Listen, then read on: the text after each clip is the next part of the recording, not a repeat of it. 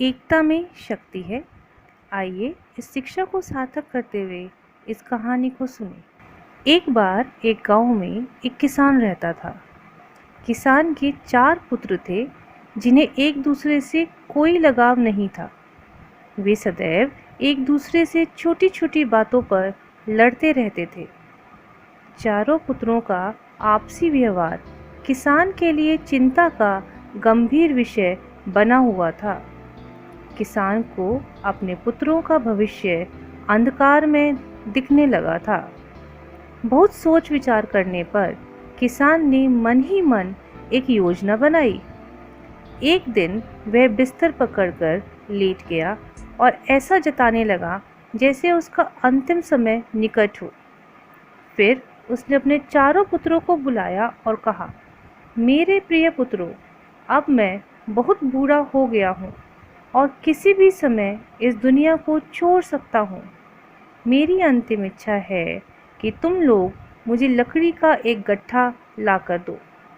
किसान के पुत्रों ने सोचा कि हमें कम से कम अपने पिता की अंतिम इच्छा तो अवश्य पूरी करनी चाहिए। ऐसा सोचकर चारों लड़कों ने पेड़ की छोटी छोटी टहनियों को काटकर उसका गट्ठा बनाया और अपने पिता को दे दिया। किसान के चेहरे पर मुस्कुराहट आ गई। उसने अपने चारों पुत्रों को एक एक करके लकड़ी का गट्ठा तोड़ने के लिए कहा। चारों पुत्रों ने एक एक करके अपनी पूरी शक्ति से लकड़ी का गट्ठा तोड़ने की कोशिश की, परंतु कोई भी सफल नहीं हो पाया।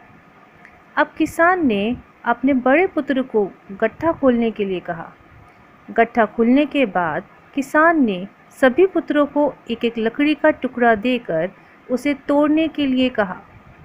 सभी भाइयों ने ऐसा चुटकियों में कर दिया। फिर किसान ने अपने पुत्रों से कहा, मेरे बच्चों, मैं जल्दी ही ये संसार त्यागने वाला हूँ। यदि मेरे बाद तुम इस लकड़ी के गट्ठे के समान संयुक्त होकर रहोगे तो कोई भी तुम्हारा कुछ नहीं बिगाड़ सकेगा, परंतु यदि तुम गट्ठे से अलग हुई लकड़ियों के समान रहोगे तो तुम सब एक एक करके पराजित हो जाओगे।